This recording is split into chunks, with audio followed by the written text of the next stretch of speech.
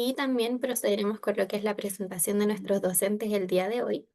Tenemos en primera instancia a Denise Alvear, quien es terapeuta ocupacional de la Universidad de Playa Ancha, especialista en autismo, atención temprana y control de esfínter, certificada en integración sensorial, cursos 1, 2, 3 y 4. También tiene certificación del modelo Denver y Jasper en atención temprana, el nivel introductorio, y es docente de la carrera de terapia ocupacional en la Universidad de Playa Ancha. También tenemos con nosotros el día de hoy a Simón Telo, quien es nutricionista de la Universidad de Chile, con magíster en nutrición y metabolismo, con especialidad en investigación de la Universidad de Rovira en Tarragona y en la Universidad de Barcelona, España. Tiene un diplomado en educación y marketing en salud pública y nutrición, INTA, Universidad de Chile, además de ser evaluador ISCA nivel 2. Y por último, tenemos disculpen, a Daniela Araya, quien es fonoaudióloga de la Universidad de Chile, con máster en autismo y atención temprana. En ISEP, España, es diplomada en trastorno de la deglución y alimentación en la Universidad de Chile y en comunicación aumentativa y alternativa de la Universidad del Desarrollo. También posee cursos afines en autismo, TDAH, alimentación selectiva, modelo Denver nivel 1, PERS nivel 1 y modelos Jasper nivel 1. Sin más que decir, les doy el paso a los profesores para que puedan presentarse también si quieren, y bueno, para que puedan comenzar con la presentación del día de hoy y les deseo que sea una muy buena jornada. Muchas gracias, Mm. Constanza. Muchas Bueno, gracias, Constanza. De nada. buenas tardes a todos y a todas los presentes. Agradecemos mucho el interés por participar de esta jornada. Sabemos que es tarde, que el día laboral y de estudio está terminando, pero agradecemos mucho la motivación de participar y bueno, siempre los dejamos cordialmente invitados a los cursos. No nos vamos a presentar más respecto a la especialidad. Sí, es súper importante indicar que tanto con Daniela y Simón, nosotros trabajamos en conjunto, no solo nos juntamos para estas instancias, hacemos un trabajo colaborativo permanente. eh, los chicos son una dupla de trabajo maravillosa. Acá la Clever de la Clever de la Clever es la Dani, ya ella es la punta del triángulo de la especialidad y nosotros con Simón acompañamos en el fondo este proceso, también desde una lista súper importante como es la nutrición en el caso de Simón, ¿ya? Y en mi caso desde la terapia ocupacional, no solo desde las implicancias sensoriales, ¿cierto? Sino también desde la participación ocupacional, ¿ya? Así que, dicho eso, chicos, no sé si tienen algunas palabras para que comencemos. Bueno, ya que tengo el micrófono activado, agradecer también la instancia a DIPA, de la oportunidad de poder compartir con dos tremendas profesionales y con tanta trayectoria. De mi parte, solamente decirles que abran sus oídos, sus mentes para este seminario, que si bien es cortito, vamos a hacer un repaso de los elementos más importantes, pero lo fuerte y lo más contundente de toda la información irá en el curso, así que los esperamos. Ya, súper. Dani, proyecta nomás y si quieres complementar, dale nomás. No, ya han dicho todo y esperamos que sea una instancia súper enriquecedora.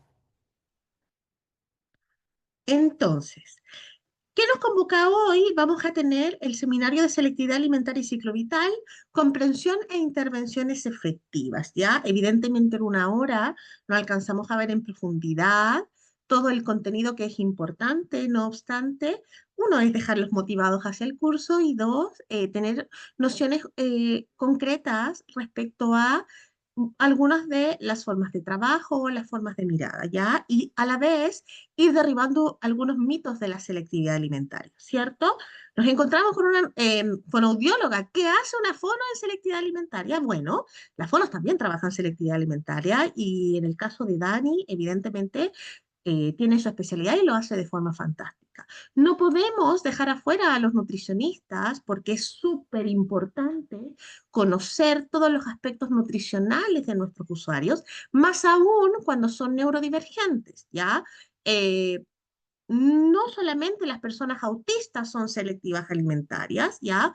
Hay otros usuarios neurodivergentes y también la selectividad alimentaria como tal representa indicadores propios de la neurodivergencia, por tanto es súper bueno generar esas aclaraciones, ¿ya? Dicho eso, avanza nomás. Entonces, ¿qué vamos a tratar hoy? La alimentación como necesidad y su aprendizaje, ¿ya? Y entender también que comer variado no es innato, ¿ya? Todo esto es aprendizaje. Vamos a hablar un poco acerca de las implicancias del procesamiento sensorial motor en el proceso de la alimentación y también de la participación cotidiana. Con Simón vamos a tratar requerimientos nutricionales a lo largo del ciclo vital. También vamos a hablar de la etapa selectiva en el desarrollo típico porque sí, también es parte esperada del desarrollo. Y vamos a hablar acerca de algunas estrategias generales y cuándo es importante realizar las derivaciones correspondientes. ¿Ya? Eso. Entonces ahora empiezo a hablar yo. Buenas noches, espero que estén motivados para participar, para escuchar y finalmente estaremos súper atentos a sus preguntas. Primero quería abordar esta temática de que la alimentación efectivamente es una necesidad básica para nuestra supervivencia, ¿verdad? Y eso ha sido la base de históricamente muchas intervenciones respecto a la selectividad alimentaria, porque creo que a todos, a todas quienes tenemos necesidades de apoyo en la alimentación, seguramente nos dijeron o le dijeron a nuestros cuidadores que si nos daba hambre, nos sirvieran lo que tenían que servirnos y nosotros solamente por el hambre íbamos a comer, porque la alimentación es una necesidad.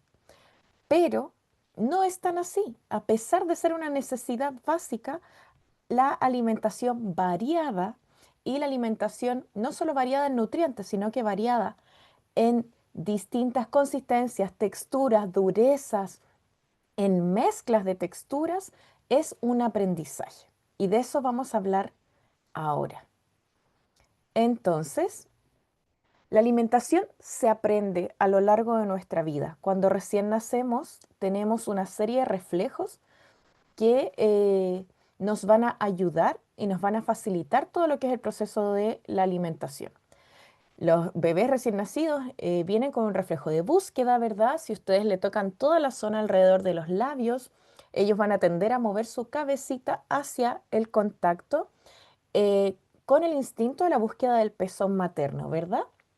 Tenemos el reflejo de succión, que primitivamente es un movimiento solo de abrir y cerrar la mandíbula presionando el pecho materno, pero a medida que nos vamos desarrollando, esta succión se va perfeccionando e involucra un movimiento lingual.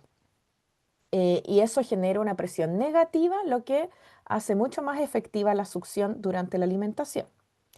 También yo siempre digo, menos mal, nacemos con la coordinación, succión, deglución, respiración, porque yo creo que aprender eso sería muy difícil.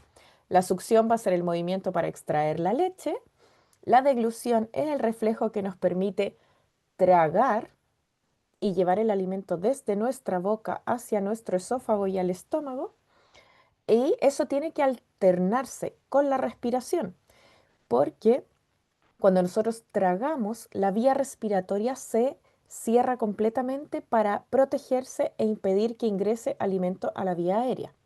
O como uno dice de forma más informal, que se vaya por el camino viejo, ¿verdad? Entonces, yo le comento mucho a las mamás, una de las cosas, de las pocas cosas que nosotros no necesitamos aprender es esa coordinación, a menos que el niño o la niña nazca con alguna alteración ya más del área neurológica o con una prematurez extrema. También tenemos el reflejo de tos, que es un reflejo protector, el reflejo de arcada, que también va a ser un reflejo protector, y con eso tenemos que estar muy atentos y tener considerado siempre esto como reflejo protector. Que haya tos, que haya arcada, no significa que este niño se esté ahogando, sino que haya tos y que haya arcada significa que este niño está protegiendo de forma efectiva su vía aérea, ¿sí?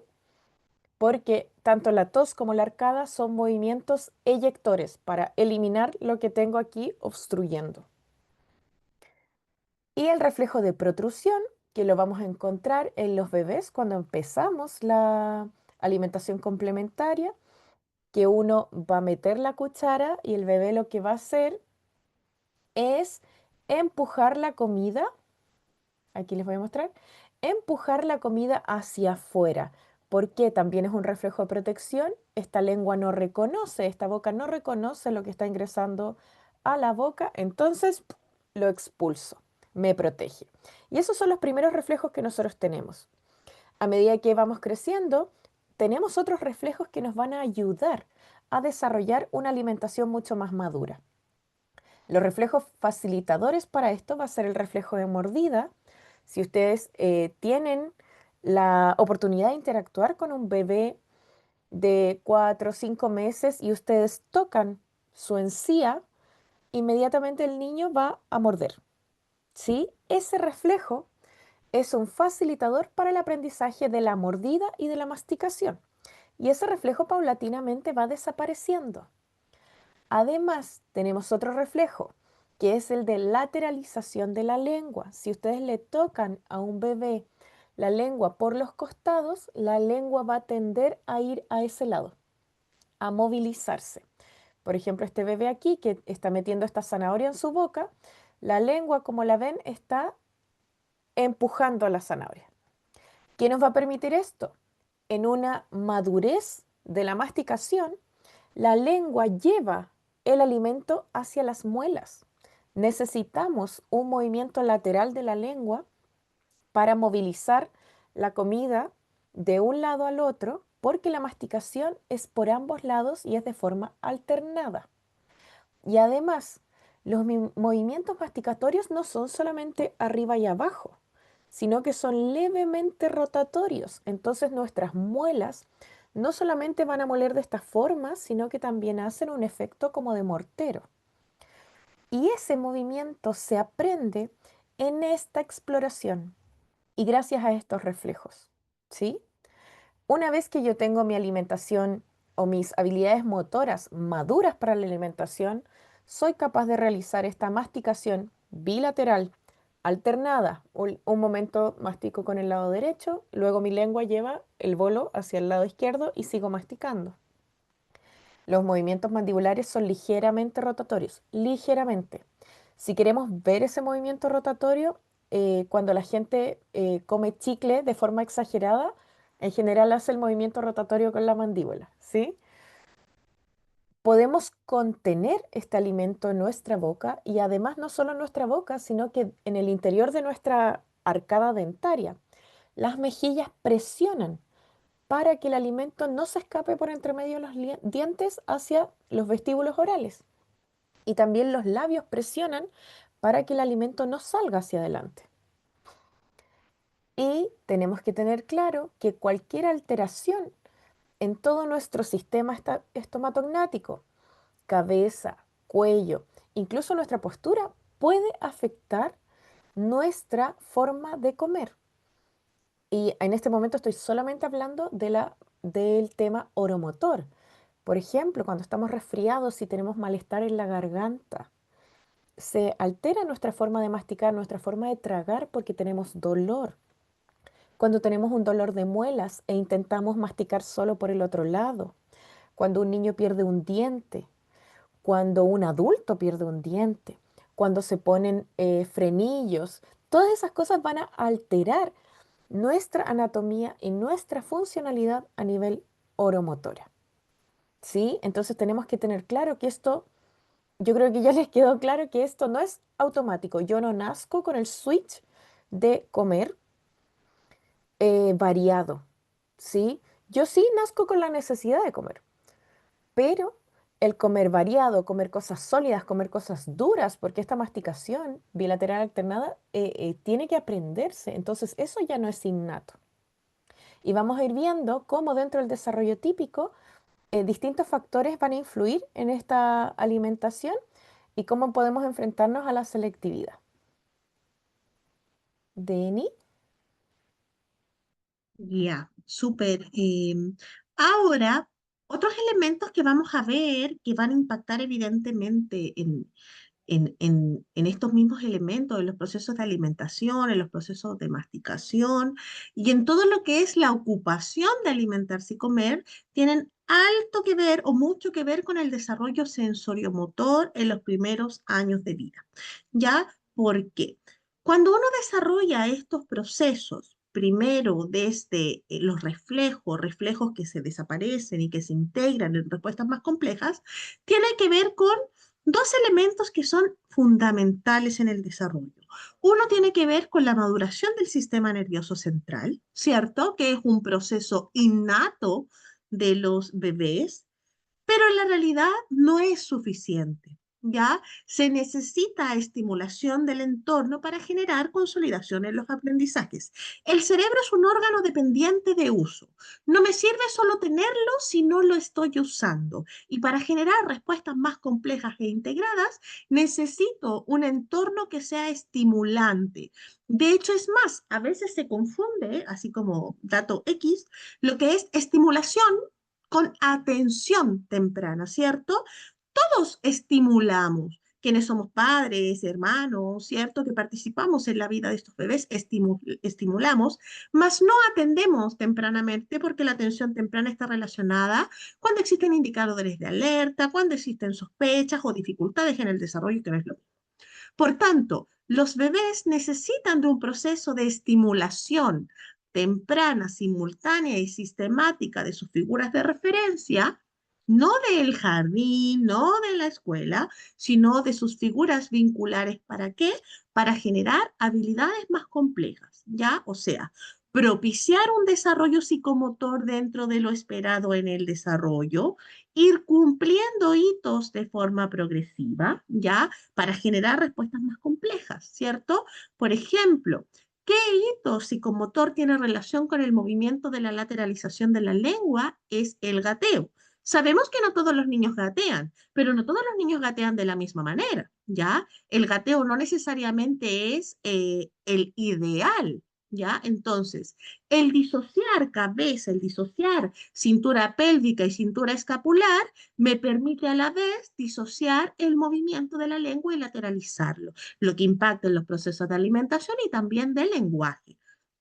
¿Qué vamos a propiciar también con esta estimulación y la maduración? El desempeño ocupacional y la participación no ocupacional, ¿ya? Porque todas las personas se ocupan independientemente de la edad de desarrollo en la que están. Y una de las áreas del desempeño ocupacional son las actividades de la vida diaria.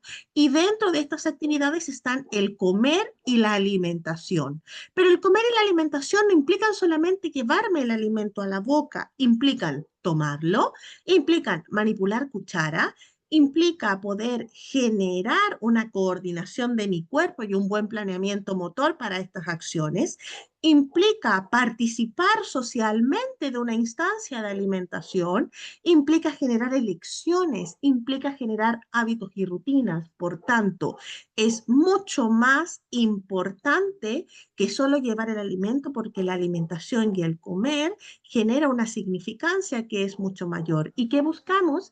Que los niños y las niñas lo hagan de la manera más independiente posible, más autónoma posible y más funcional posible a lo largo de su trayectoria evolutiva.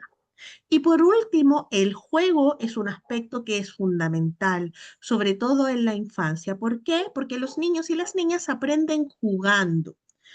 Parte de este juego es el sensorio motor de 0 a 2, donde tengo diferentes instancias de exploración sensorial motora. Tomo cosas, me ensucio, las junto en mi ropa, me tiro al suelo, ya, o sea, cuando Omo hizo el comercial de ensuciarse hace bien, yo creo que fue el mejor marketing que se le pudo haber ocurrido en ese momento, porque sí, los niños necesitan de este tipo de juegos.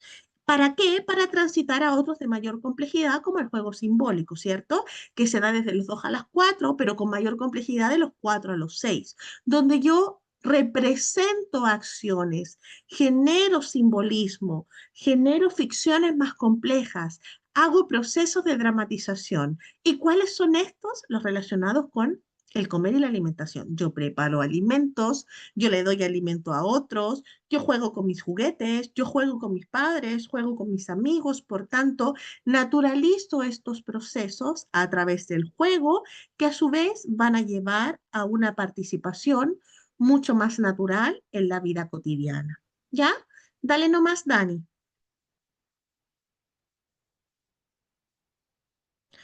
Ahora, tenemos, ¿cierto?, todos estos elementos, desarrollo psicomotor, el tránsito de la vida, y van a pasar cosas, van a pasar cositas, ¿cierto?, que también pueden impactar en estos procesos, y no solo en la alimentación, sino también en la vida integral, que tiene que ver con las implicancias sensoriales y motrices.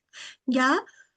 La verdad es que esta materia da para mucho, mucho, mucho, pero en la realidad existen condiciones neurodivergentes en las que vamos a tener implicancias sensoriales motoras como el autismo, el TDAH, ¿cierto? Las altas capacidades.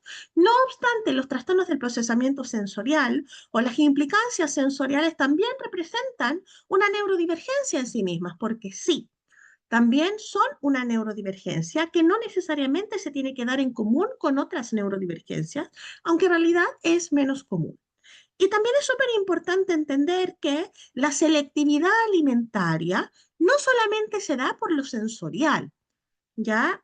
De hecho, cuando los niños tienen selectividad alimentaria, las niñas, los adolescentes, ¿ya? O los adultos, el pensamiento es derivar a terapeuta ocupacional para trabajar implicancias sensoriales, cuando en la realidad la selectividad alimentaria es más que solo implicancia sensorial. Hay personas que no tienen implicancias sensoriomotoras y son selectivas alimentarias igual. Ya, por tanto, es mucho más que solo lo sensorial. Y no todas las personas tienen implicancias sensoriales táctiles. ¿Ya? Porque se piensa que el ser defensivo táctil o ser hiperresponsivo al tacto es inmediatamente resultado de una selectividad alimentaria y tampoco es así. ¿Por qué? Porque los receptores táctiles orales son distintos a los corporales. Por tanto, puedo ser defensivo generalizado, pero no de boca y viceversa. ¿Ya? Entonces, cuando hablamos de implicancias sensoriomotoras, no es solo táctil.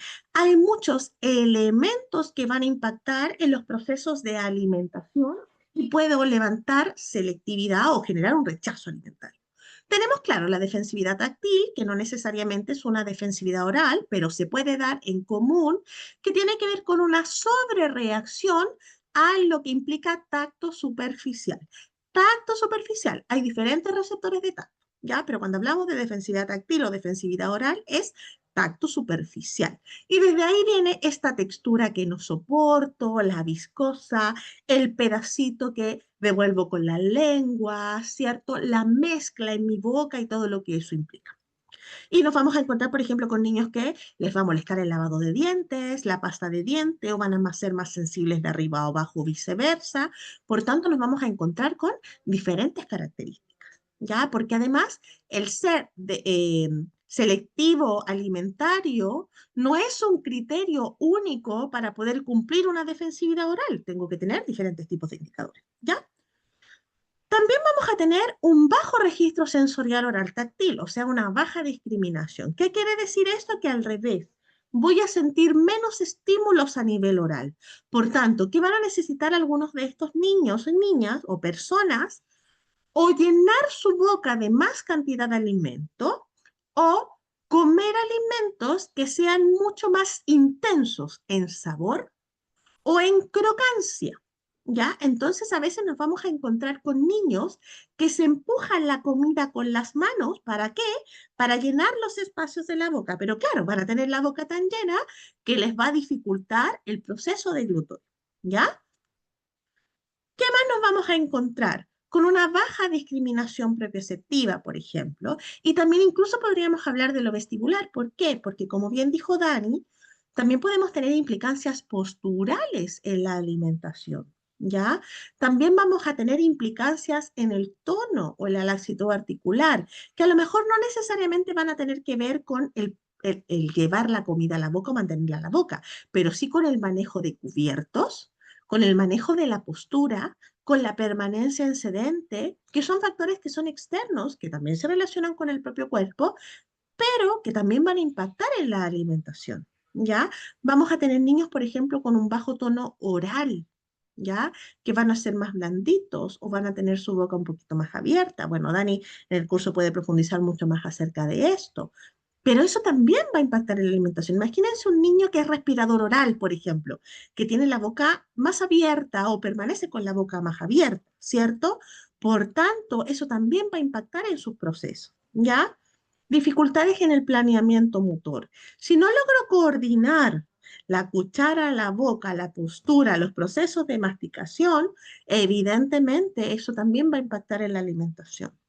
¿Qué otro elemento indirecto va a impactar la sensibilidad olfativa? Vamos a tener personas que son muy sensibles con los aromas. Hay chicos, por ejemplo, o adultos, no solo niños, que no comen con otras personas o no comen en el trabajo o no comen en el colegio. ¿Por qué? Porque no soportan el olor de la comida de otras personas.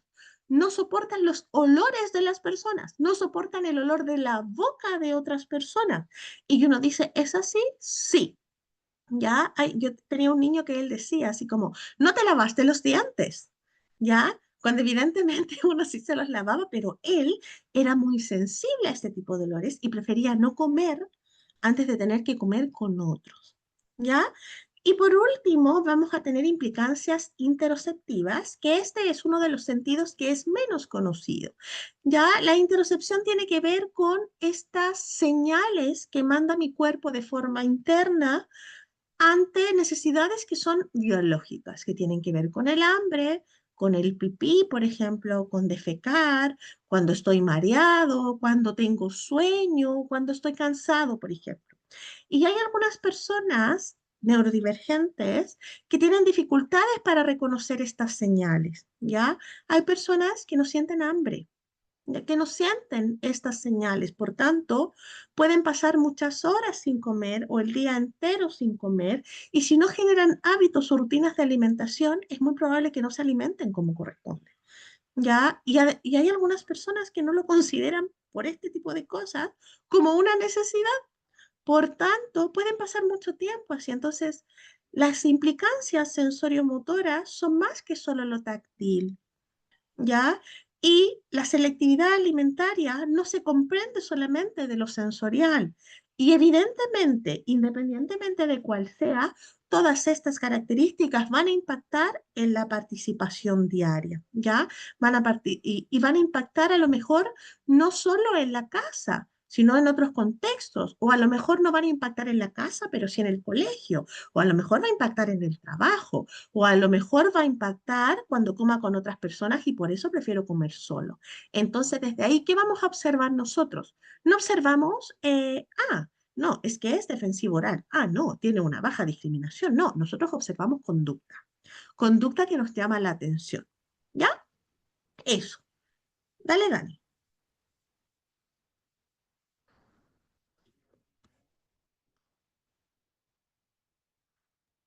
Bien, entonces nos quedamos con las palabras que nos acaba de dar Denise, ¿cierto? Denise, siguiendo con lo que nos explicaba Daniela.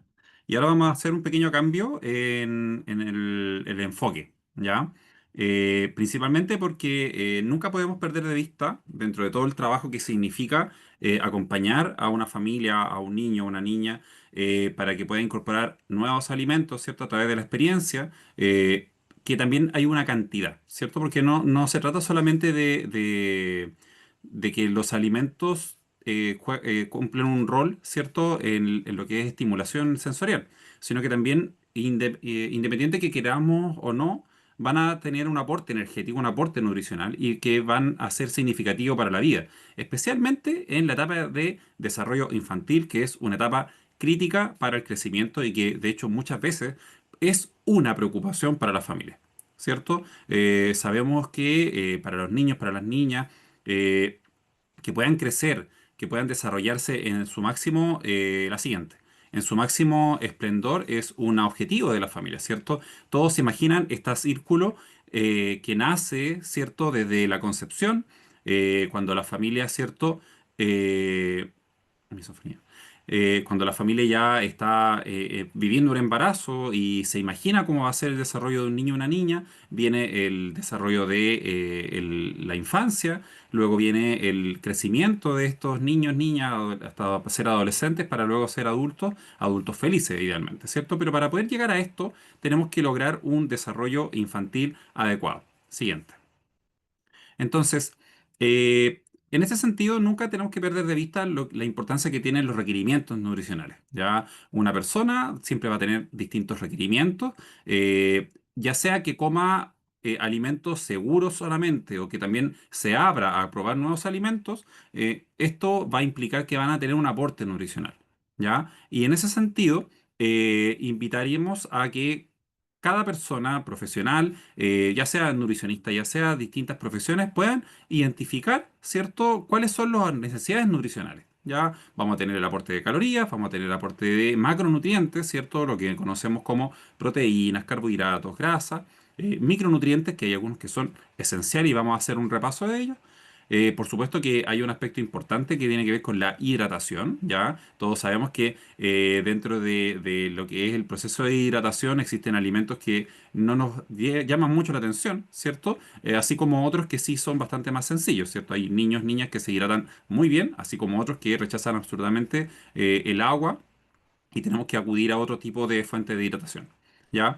Un aspecto relevante va a ser el ejercicio físico. De hecho, justamente vinculado a lo último que mencionaba Denise, van a haber niños, niñas que tienen una necesidad de movimiento distinta y que en esta interacción social, en este movimiento, en esta estimulación constante del medio, se olvidan de la alimentación. ¿Cierto? ¿Y por qué? Porque también generalmente se están moviendo mucho y su requerimiento energético aumenta. Y ahí también como profesionales tenemos que estar alertas a estas necesidades energéticas aumentadas.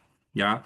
Esto muchas veces tiene que ir de la mano con el descanso, un descanso que tiene que ser adecuado en toda la etapa del ciclo vital, en niños, niñas, debe ser lo suficientemente óptimo para favorecer el crecimiento y la adecuada recuperación para el día siguiente. Y esto, por supuesto, siempre va a estar de la mano con los hábitos del hogar y la definición de límites. ¿Ya? Siguiente.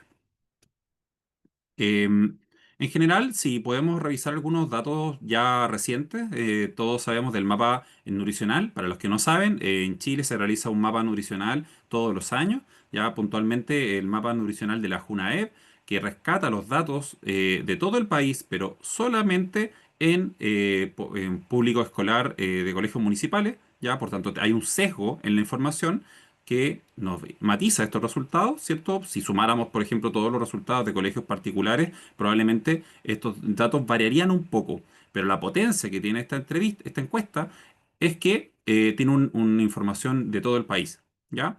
Lo que vemos aquí es que en la población infantil, en todos los niveles escolares, insisto, preescolar, escolar, ya enseñanza media, tenemos que lo menos que vamos a encontrar será el estado de peso normal o un rango de peso normal, ya, o un rango de peso que, más que la palabra normal, que tiende a tener poco sentido, ¿cierto? Para todos los que están aquí viendo, que ya han escuchado un poco de distintos conceptos más allá de lo normal, vamos a tener que es el rango de peso que tiene menos riesgo para la salud en el futuro.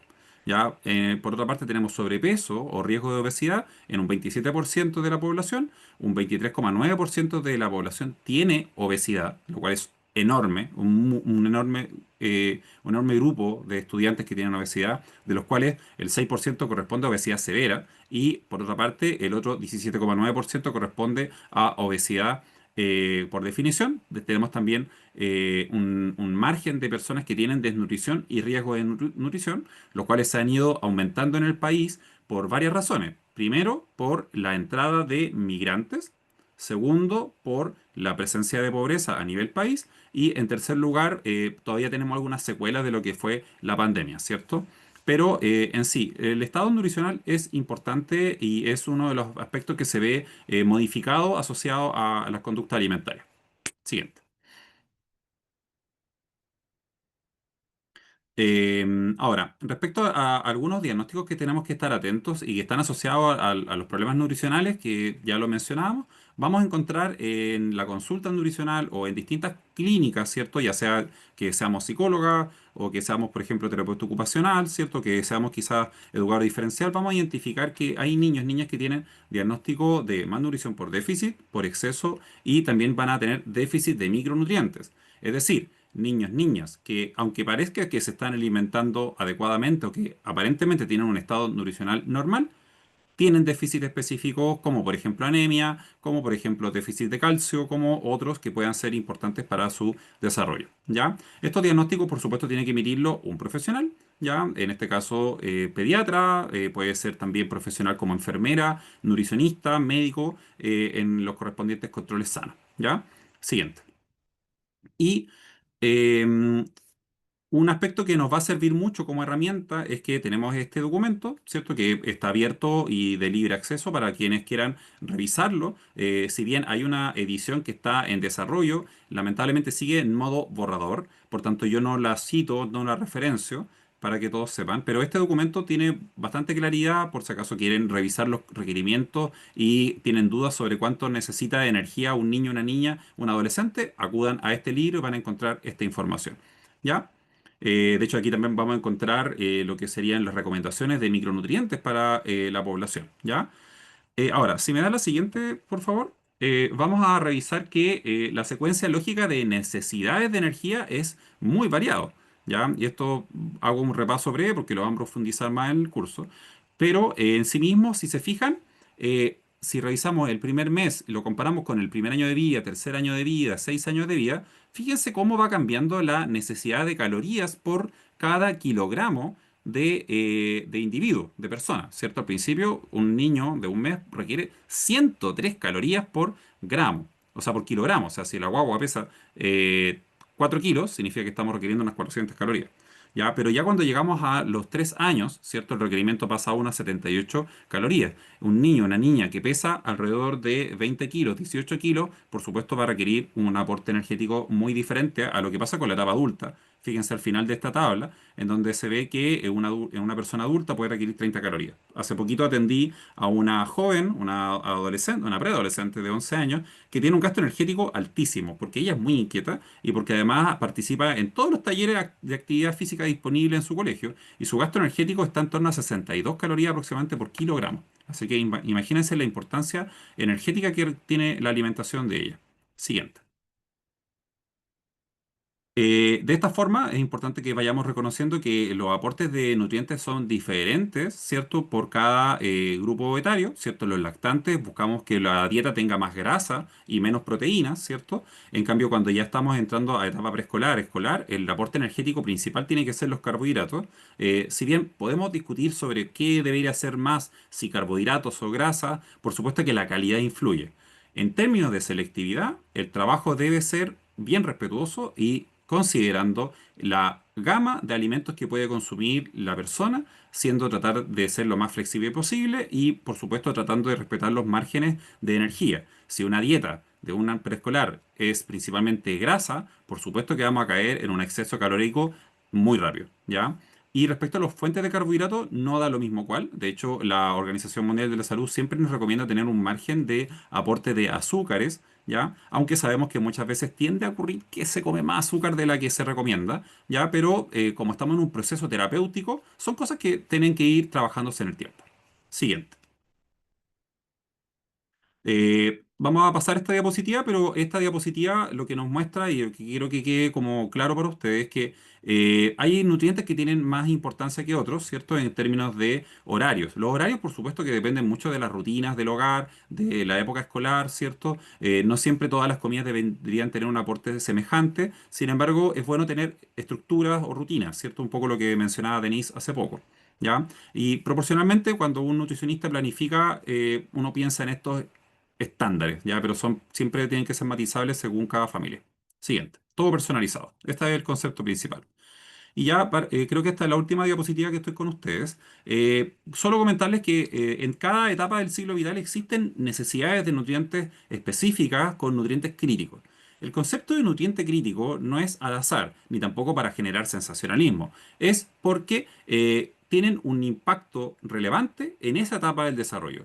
Por ejemplo, En la etapa preescolar, el hierro, el calcio, el zinc, la vitamina D, el flúor y el yodo son nutrientes importantes. El hierro, por supuesto que aporta esa carga, esa proteína, el hierro se vincula directamente con el hematocrito y eso permite el transporte de oxígeno, fundamental para tener energía, estar activo, ¿cierto? Y por supuesto funcionar diariamente. Está vinculado directamente con el crecimiento, por tanto, niñas que tengan anemia o déficit de hierro, también van a tener una restricción del crecimiento. Ya lo mismo que pasa con el zinc, que está vinculado también al crecimiento, pero no solo a la estatura, sino que también a las defensas del individuo. El calcio está asociado también con el desarrollo óseo, ya especialmente en una etapa de crecimiento que es muy acelerada, no tanto como en la etapa lactante, pero sigue siendo acelerada. Y la vitamina D siempre va a ser relevante, especialmente en un país como Chile, que estamos al sur del mundo, ¿ya? Otros nutrientes, por ejemplo, como el omega 3, también son relevantes porque estamos en pleno desarrollo neuronal y el omega 3 forma parte de las membranas de neuronas, ¿cierto? Forma parte de células que son importantes especialmente también en la visión. Entonces el omega 3 tiene que ser parte de la dieta de un preescolar. A nivel del sistema nervioso central, ¿cierto? Hay un concepto de que tenemos que proteger el sistema nervioso central y quería dejarle un listado de los nutrientes que son más críticos para proteger el sistema nervioso central. Ciertos nutrientes como la colina, que es fácilmente encontrable en el huevo, el hierro, el yodo, zinc, cobre, están relacionados con el sistema nervioso central, ¿ya? Y por supuesto la presencia de omega 3 es relevante, ¿ya? Adelante, siguiente. Estos nutrientes, ¿cierto? No son solamente lo único que uno consume, ¿cierto? Sino que los nutrientes también tienen que traducirse en alimentos, ¿cierto? Nosotros no comemos nutrientes.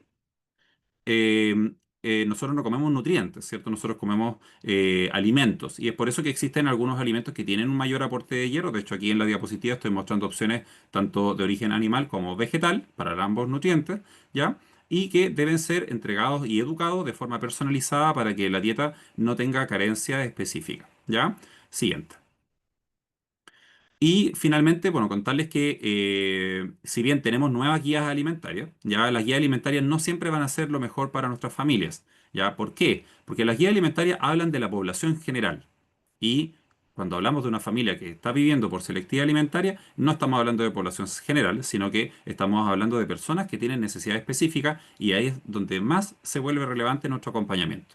Muchas gracias por su atención y le doy pase a nuestra colega Daniela Araya. Entonces, ya con todo este contexto, vamos a hablar de la etapa selectiva en el desarrollo típico, porque a pesar de que tenemos categorizado o reconocido a la selectividad alimentaria como una necesidad de apoyo, también se puede observar características selectivas dentro del desarrollo típico, lo que no significa que no tengamos que acompañarlo.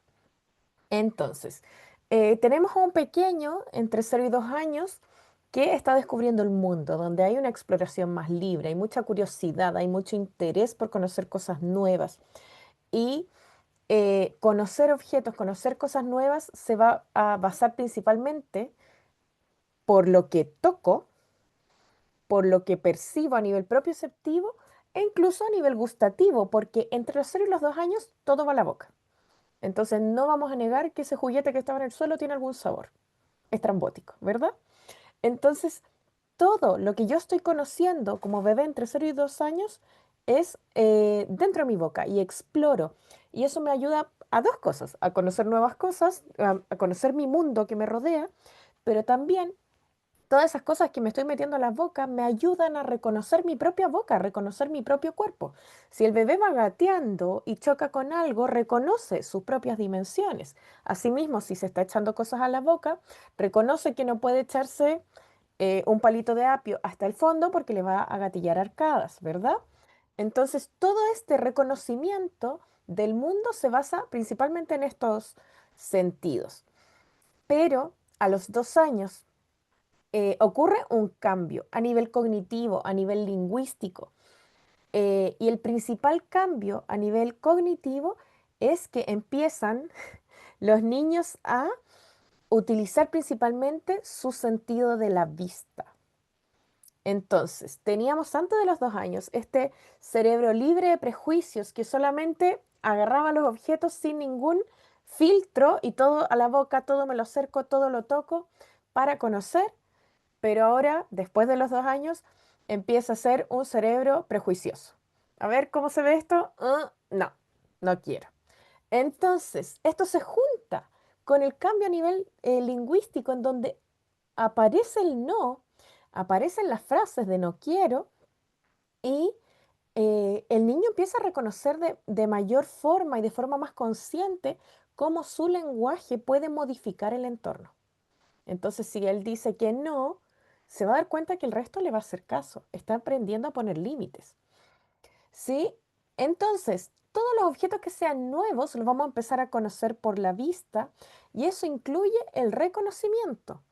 Es decir, un objeto que yo ya conocía, si este niño comía huevito revuelto, pero la mamá lo trae duro y le dice, pero si es huevo, tú ya comes huevo, el niño va a decir, no, este no es el huevo que yo como, porque se ve distinto. Entonces, no solamente es conocer cosas nuevas, sino que es reconocer cosas. Yo ya conozco esto, pero tiene distintos formatos. En esta etapa aparece lo que conocemos como la neofobia. Hay un temor, hay una desconfianza a todo lo que se vea nuevo. Y eso tenemos que metérnoslo muy bien en la cabeza, de que la neofobia se relaciona mucho con lo que se ve nuevo. Ya no importa si ya conocía esta salsa, no importa si ya conocía los fideos, si ya come cualquier tipo de fideo, si se ve nuevo, por ejemplo, come solo tallarines y ahora le presento los espirales, es nuevo. Y hay que tratarlo como algo nuevo. Va a haber una tendencia mucho más marcada a sus alimentos de preferencia. Y dentro de este cambio cognitivo, dentro de este cambio lingüístico, dentro de esta aparición de los límites propios, los niños empiezan a reconocer qué cosas son de su preferencia y qué cosas no. Entonces, las cosas que más nos gustan van a ser alimentos que se mantengan predecibles. ¿Ya? Es decir, que si yo voy a morder una manzana, me espero que esa manzana sea dulce, que sea jugosa, y que tenga la cáscara roja por fuera y sea blanca por dentro. ¿Sí? Algo predecible. ¿Cuál es la mala noticia? Los alimentos predecibles, los más predecibles, los que siempre van a ser iguales, son los ultraprocesados, que por marketing tenemos súper metido en la cabeza que son lo peor de la vida en este momento para nuestra salud. Y por eso Simón, como nutricionista, decía, tenemos que enfrentarnos a estas familias como no basándonos solo en las recomendaciones generales, sino que mirando las necesidades de estas personas. Eh, Mis alimentos de preferencia también van a ser los alimentos que me entregan mayor input sensorial de mi agrado. Si me gustan las cosas crocantes, voy a preferir las cosas crocantes. Si encontré un sabor que me llama más la atención, lo voy a preferir.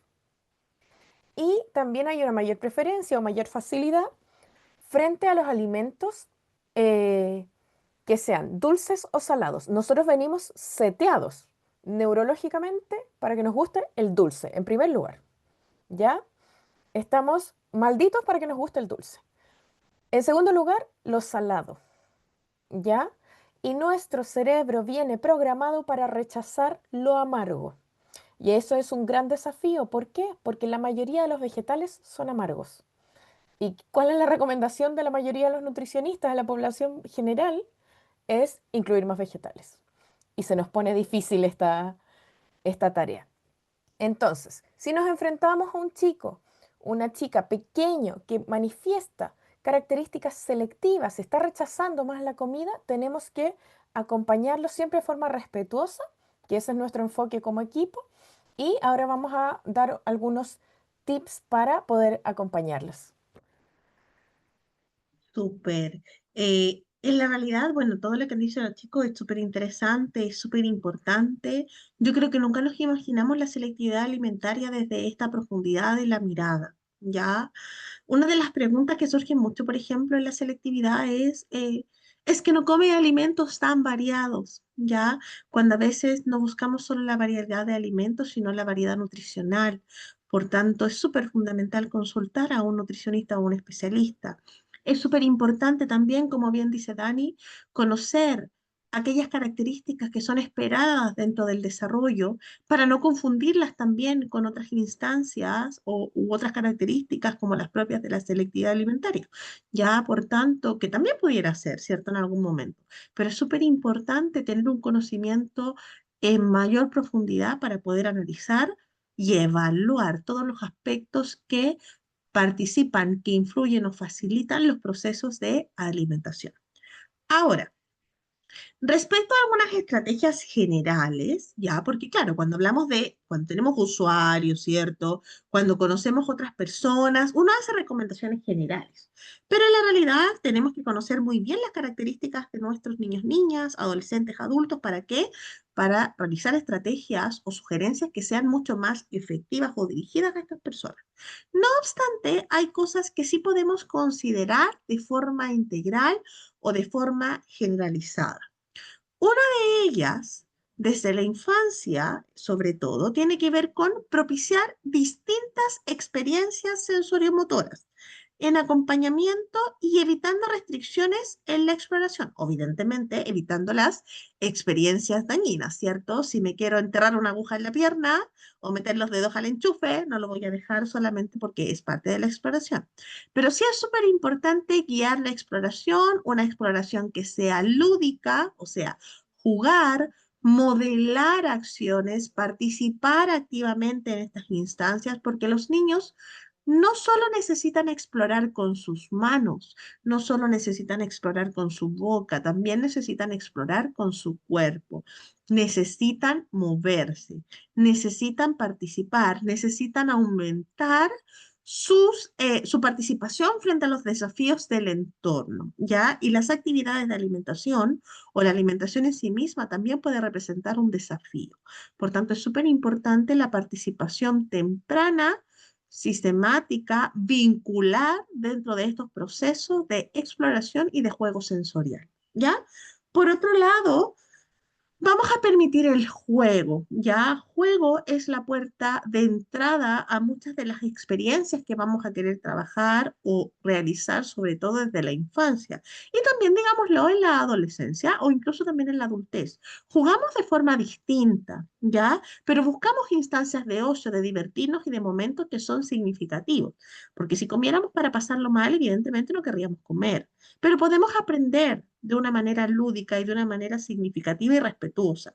Entonces, desde el juego, vamos a permitir en juego lugares diferentes y con diferentes tipos de elementos, ¿ya? Ya sabemos que cuando son más pequeños, antes de los 2 años, vamos a propiciar la interacción sensoriomotora, la exploración y el uso del cuerpo. Pero sobre los 2 años vamos a propiciar habilidades, destrezas y una participación más compleja, desde los simbolismos con las comidas, no solamente con juguetes, sino también con comidas reales, ¿ya? Vamos a jugar con otras personas, vamos a jugar con los juguetes, vamos a incorporar estas actividades dentro de la rutina, vamos a cocinar en casa, ¿ya? Podemos preparar cosas simples, como por ejemplo, picar frutas para hacer una brocheta, hacer masas para hacer pan, ¿ya? Ahora uno dice, claro, son experiencias táctiles, ¿cierto? Son actividades más complejas, pero podemos situarlas en relación a la edad correspondiente. Dentro de los antes de los 2 años, por ejemplo, nos vamos a ensuciar, vamos a tocar la harina, la vamos a probar, vamos a oler las cosas. Después de los 2 vamos a simular actividades de preparación de alimentos o los vamos a preparar. Hay muchos niños, por ejemplo, que les gustan ser grabados ante esas cosas. Ahora que es muy común, por ejemplo, ver youtubers, streamers que preparan videos, el grabar estas experiencias también es muy significativo porque además se pueden observar y pueden retroalimentarse de sus acciones, ¿ya? Y incorporando además que también son recuerdos que quedan para siempre, ¿ya? Entonces, los alimentos que se incorporan dentro del juego, sobre todo cuando hay selectividad alimentaria ya identificada, no son necesariamente para que se los lleven a la boca, ni que los estén probando, porque el juego es la puerta mágica para incorporarlos ya. Implica que los toquen, implica que los huelan, implica que los preparen, implica que los toquen, implican que los compartan, que lo analicen, que descubran también las características. Esa también es una forma de poder identificar aquellas cosas y tener mucho más certeza de lo que son, para qué sirven y cómo los podemos usar. Más que solo limitarnos, como bien dice la Dani, a probar o dar eh, como características. ¡Qué rico! Mira, ¿ya? Eso no es necesario. Ya necesitamos expandir mucho más esta exploración a través del juego. ¿Ya? Sigue Dani.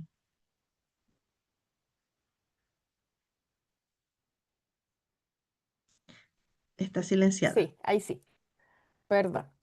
Entonces, como decía la Deni, lo primero va a ser generar instancias de exploración, generar instancias que nos permitan realizar muchas más actividades que sea solo probar.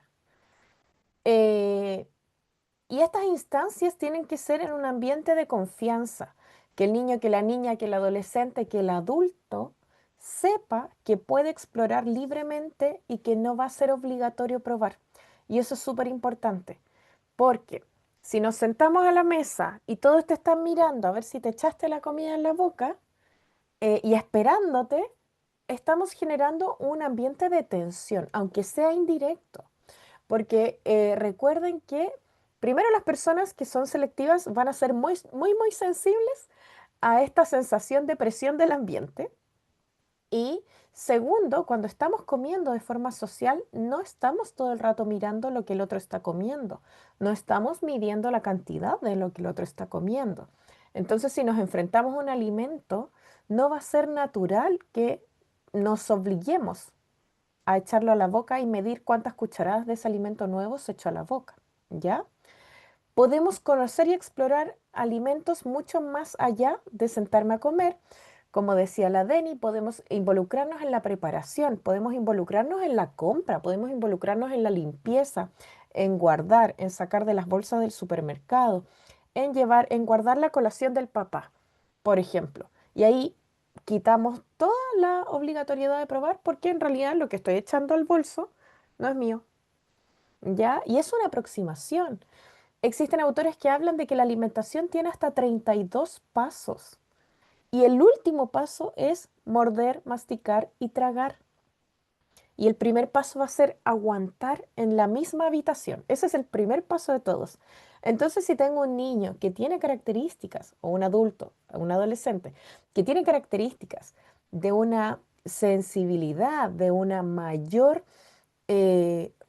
respuesta emocional, por ejemplo, frente a los alimentos y presenta esta selectividad alimentaria, si el niño está sentado al lado de un plato de un alimento que no tolera, es un paso y tenemos que validarlo y reconocerlo, ¿ya? Es súper importante eh, que niños, niñas, adolescentes siempre se sienten a comer con sus padres, con sus cuidadores, porque comer es una instancia social, ¿sí? Especialmente en el contexto latinoamericano, ¿ya? Si ustedes piensan en cualquier reunión social de disfrute, todas llevan comida o bebida. E incluso actualmente hasta las reuniones laborales incluyen su cafecito o sus galletitas, ¿sí? Entonces todas las reuniones sociales incluyen algo para comer. Y tienen que validarse esta situación como algo disfrutable, ¿ya? Y que el niño, la niña, el adolescente entienda que esto es algo disfrutable y que no es obligatorio comer de todo lo que hay en la mesa, ¿sí? ¿Y por qué también es importante que nos sentemos con nuestros cuidadores, con nuestros padres? Porque la principal forma de aprendizaje respecto a los alimentos van a ser la familiarización, por un lado, que es reconocer un alimento como algo seguro. A nivel primitivo, mi cerebro reconoce que este alimento es seguro y puedo acercarlo a mi boca y no me va a matar, ¿sí? Estamos pensando en este cerebro que es selectivo, ¿ok? Entonces tienen que pensar en un cerebro que eh, es como esa escena de Intensamente donde suena la alarma y todas las emociones corren de un lado para otro. Entonces dice, esa alarma dice, alimento nuevo y todas las emociones corren para todos lados. Y temor se pasa a todos los rayos de la vida diciendo que el alimento es veneno y que nos vamos a morir, ¿ya? Entonces, la familiarización me permite reconocer que ese alimento en realidad no me va a matar, que ese alimento en realidad es seguro. Y mira, hasta parece que mi papá lo está disfrutando. Familiarización. Y no basta con verlo una vez. O sea, un niño de desarrollo típico necesita de 1 a 20 veces de exponerse a un alimento nuevo para poder reconocer si es o no de su agrado. Y una persona con una conducta alimentaria selectiva va a necesitar más de 50 veces. Entonces, si la primera vez que se enfrenta a este alimento nuevo lo obligan a probarlo, obviamente no voy a querer repetirlo 49 veces más, ¿ya? Y lo otro importante, además de la familiarización que me permite reconocer que esto es algo seguro, que no me va a hacer daño, es el modelado. ¿Cómo se come? ¿Cómo lo tengo que tomar? Ah, pero mi mamá lo toma con la mano, pero yo siento que me molesta. Ah, pero mi hermano lo toma con el tenedor, voy a copiarle a mi hermano mejor. Distintos modelos, porque no todos comemos igual. Y eso le va a permitir a esta persona reconocer que puede ser flexible con este alimento. No todas las personas se van a comer, no sé, el pollo asado así con la mano, ¿ya? O las papas fritas directamente con la mano. Hay personas que igual se las van a comer con tenedor, ¿ya? Porque quizás las consideren muy aceitosas y no les guste el tacto. Eh, y esto va relacionado con que hay que permitir la alimentación independiente, especialmente en niños pequeñitos. Permitir esta exploración más libre. O sea, si este niño, que en realidad muestra mucho rechazo a tocar cosas nuevas, está mostrando interés por tocar algo, no le digamos no, con la mano no, con el tenedor. Estamos deteniendo un interés verídico de parte del niño y estamos arruinando quizás su primera aproximación a este alimento. Por eso hay que permitir esta exploración más libre y de forma independiente. Y siempre es súper interesante seguir, y súper interesante cómo influye positivamente, seguir los intereses y las predilecciones de las personas. Por ejemplo, esta foto de acá la tomé yo y es con la misma chica preadolescente que hablaba Simón, que está incursionando en toda esta cultura del K-pop. Entonces fuimos a comer comida coreana porque lo estaba viendo en los K-dramas, le aparecían los videos de los idols que comían. Vamos a conocer la comida coreana. No se ve como las cosas que tú prefieres, pero como estás interesada, vamos a ir igual. Otro chico con interés en México, porque sus youtubers favoritos son mexicanos. Vamos a conocer comida mexicana. Intentemos prepararlo aquí en la casa. Entonces, seguir los intereses y sus predilecciones puede facilitar y puede ser una nueva vía de entrada para estos alimentos. Y finalmente cerramos esta charla. No, no nos pasamos tanto, pensé que nos habíamos pasado más. Hablando de cuándo vamos a consultar, cuándo esta conducta alimentaria selectiva pasa a ser de mayor preocupación. Cuando vemos una variedad de alimentos muy limitada. ¿Sí? En general se describe menos de 20, preocupación, menos de 10 requiere sí o sí intervenciones, ¿ya?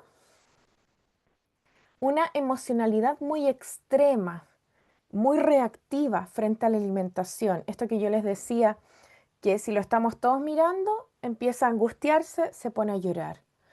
O ve que se acerca un plato y es algo que no es de su preferencia, lo empuja, se tensa, se angustia, se enoja, ¿ok? No siempre es llanto, a veces es enojo, a veces es incomodidad, a veces es evitación.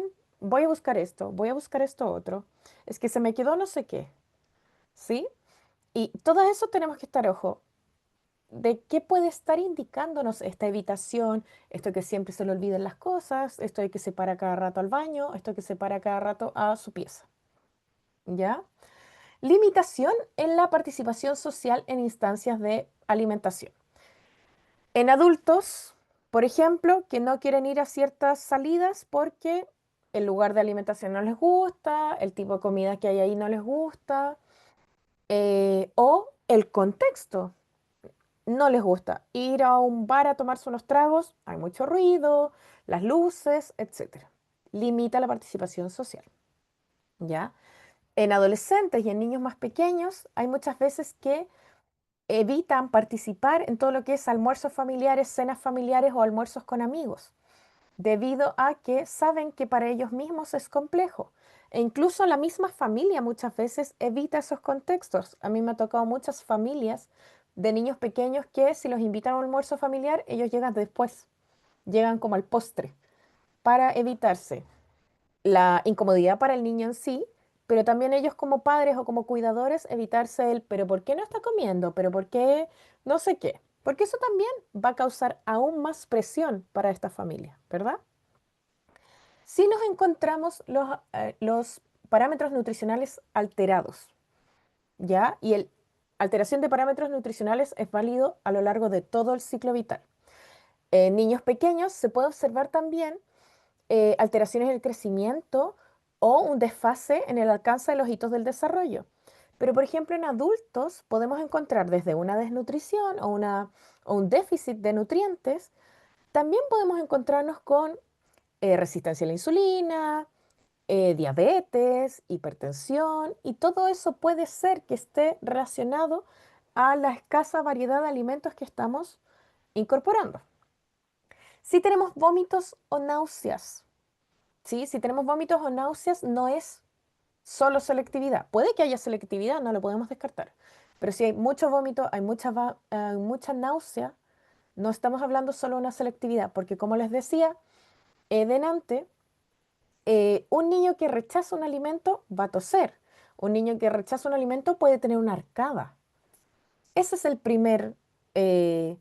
primera reacción. Pero si ya vomita es porque, uno, hubo demasiadas arcadas consecutivas, lo que gatilló el vómito, o dos, le está generando una reacción adversa ese alimento. Por eso hay que consultar. Y lo último, que también tenemos que tenerlo claro, la dependencia de suplementos. A mí me ha pasado en consulta que muchas familias, yo les pregunto si cómo come el niño, no, muy bien, no sé qué, y empiezo a indagar un poco más y en realidad tiene una variedad muy pequeña de alimentos, una variedad muy limitada, pero la familia está tranquila porque consume Pediasure. Y ellos no saben que el Pediasure es un suplemento porque como tiene un comercial en la tele, pasa como que fuera algo muy normalizado. Tú puedes ir a la farmacia y comprar sin ninguna receta tu Pediasure. Entonces, ¿cómo va a ser un suplemento? ¿Cómo va a ser algo que te indica el médico, verdad? Entonces, tener conciencia de cuándo existe la dependencia de esos suplementos. ¿Ok? Creo que esta es la última diapositiva. ¿Dudas? ¿Estamos atentos? Voy a dejar de compartir para poder verles las caras mientras nos preguntan. Muchas gracias, Dani, por la presentación y bueno, esperamos que haya sido claro. Sabemos que es breve, sabemos que hay preguntas, dudas y bastantes cosas, pero vamos a dejar que Constanza sea la mediadora en la elección de dos preguntas que se pueden realizar abiertamente, ¿cierto? Dado el tiempo, son las que vamos a alcanzar a responder. Así que, Constanza, Y coméntanos. les voy a pedir que quienes tengan dudas puedan reaccionar levantando la manito para poder permitirles que accedan al micrófono y así podamos conversar sobre la pregunta que tengan. Va a ser por orden de llegada, así que la manito más rápido va a ser la que se conteste. Tenemos a Geraldine. Hola, Hola. yo quisiera saber si es que existe la posibilidad que las personas que tienen operaciones bariátricas o mangas gástricas pueden tener alteraciones en el patrón de mascada, por lo tanto podrían generar posiblemente selectividad alimentaria. Eh, Mira, en el protocolo médico en Brasil, de hecho, para la cirugía bariátrica, en todo el cuidado posterior se incluyó tratamiento con fonoaudiólogo, porque, claro, la baja de peso abrupta causa un cambio en todo lo que es la zona orofacial y en el funcionamiento de la zona orofacial. Puede que eso también gatille implicancias en la alimentación, pero solo el factor motor no debería ser causa de la selectividad. Eso sí, ¿qué me cuestionaría yo? ¿Qué cosas previas, el historial previo, llevó a esta persona a tomar la decisión o tener la necesidad de la cirugía bariátrica? ¿Qué características previas porque la alimentación no solamente va a estar influida por el factor motor o por el factor sensorial, van a influir muchas cosas. Entonces, ¿qué la llevó a esta persona a tener esa necesidad de la cirugía? Y sí, hay mucha correlación entre la selectividad alimentaria y personas que necesitan cirugía bariátrica. ¿Por qué? Principalmente por lo que les decía, las alteraciones en en lo nutricional, en adultos principalmente se ve por malnutrición por exceso, por tendencia a la resistencia a la insulina, tendencia a la hipertensión. Entonces sí, hay mucha relación y yo me cuestionaría como más allá. Pero sí hay una alteración en el patrón neuromotor. Y solamente para complementar la pregunta, lo que respondió Dani, existen bastantes cambios en la forma de percibir los alimentos después de la cirugía. Ya, y de hecho también los volúmenes, los tipos de el protocolo, ya para las personas que están más familiarizadas con la atención de bariátricos, saben que hay protocolos específicos de alimentación por etapa. Y también lo que explicaba Dani, en algunos casos, hay un micrófono, Dani.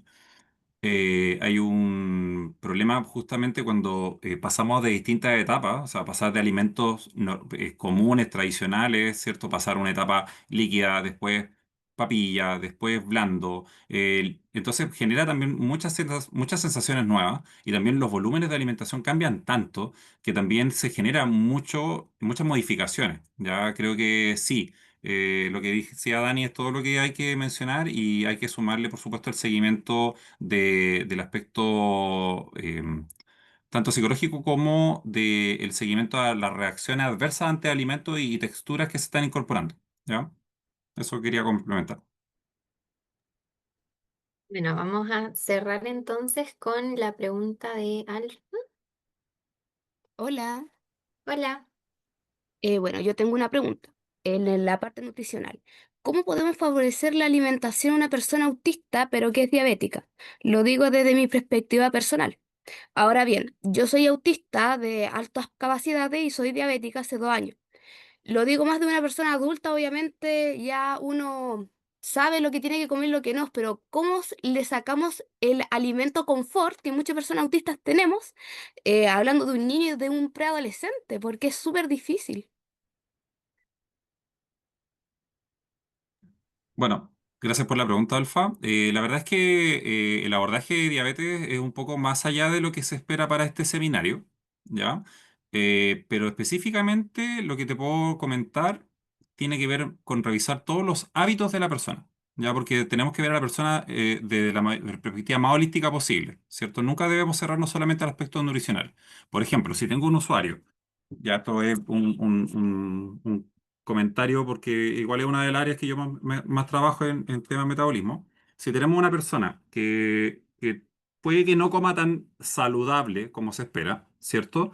Es que sus alimentos seguros justamente son en la clasificación, como decía Dani, alimentos ultraprocesados, ¿cierto? Eh, Hay algunos elementos que son más rescatables que otros, por ejemplo, la ingesta proteica, quizás algunas verduras que son más seguras o que son más aceptables. Tenemos que ir negociar, siempre tenemos que negociar con el usuario, ¿ya? Pero hay otro aspecto que es súper importante, que tiene que ver con la adherencia con el tratamiento farmacológico, si corresponde, y finalmente con respecto a la actividad física, ¿ya? Jamás, jamás tenemos que menospreciar el impacto que tiene la actividad física en en el manejo de diabetes tipo 2. Obviamente, el manejo de diabetes tipo 1 es otro cuento, ¿ya? Pero en diabetes tipo 2, si una persona quiere seguir, así este es un consejo muy personal, si quiere seguir comiendo lo que quiera o lo que necesite o lo que le deje la seguridad de que está comiendo eso, estando fuera o dentro de los márgenes que se espera, por lo menos tiene que entender que el ejercicio, tanto de fuerza como de resistencia, tiene que permitirle también incorporar esos alimentos. Si esa persona no incorpora el ejercicio o no desea incorporarlo o no puede incorporarlo, yo sugeriría complementar con el aspecto psicológico y hacer un abordaje mucho más integral. ¿Ya? Bueno, eso podríamos profundizar más, pero creo que se escapa del objetivo del seminario. Quería complementar también desde mi experiencia personal como persona selectiva alimentaria y que también estuve con mi diagnóstico de resistencia a la insulina y que me perseguirá toda la vida y me estará respirando en la nuca, ¿verdad? El proceso de inclusión de variación en mis alimentos, lo tuve que hacer muy paulatinamente.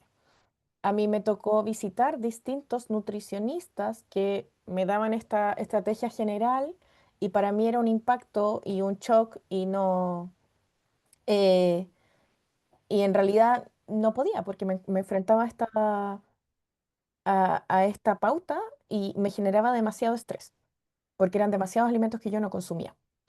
Finalmente encontré una nutricionista que me escuchó y favorablemente yo sé de selectividad alimentaria, entonces yo casi que le hice la misma presentación que les acabo de hacer a ustedes y ella me escuchó y empezamos muy de a poco. Yo me demoré 2 años en asegurar mis porciones de fruta al día, ¿sí? 2 años en incorporar. Empecé así como un cuarto, media, muy de a poco y tengo una variedad súper limitada de frutas, pero logré incorporar la fruta, lo que aumentó mi cantidad de fibra, lo que mejoró mis niveles de eh, el tema de la resistencia a la insulina, etcétera.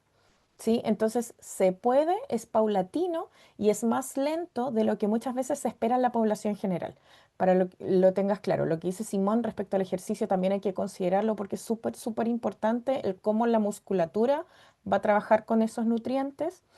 Y leí un comentario ahí, el tema del ejercicio con las personas autistas y el tema vestibular. Yo sé que la Deni es la especialista, pero solo puedo comentar que depende del perfil de la persona, ¿sí?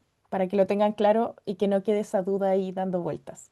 Ahora sí, como para complementar lo que dice Dani, según la pregunta, claro, cuando hablamos así, autismo según DSM-5, hiper-hipo, ¿cierto? Pero en la realidad las implicancias sensorio-motoras son eso, son sensorio-motoras, por tanto, nos vamos a encontrar con implicancias también desde la praxis, desde la ideación y el planeamiento motor, y pueden haber implicancias propioceptivas, vestibulares, táctiles, ya, por tanto, siempre hay que conocer a la persona en la integralidad, porque el autismo es más que solo hiper-hipo, ¿ya?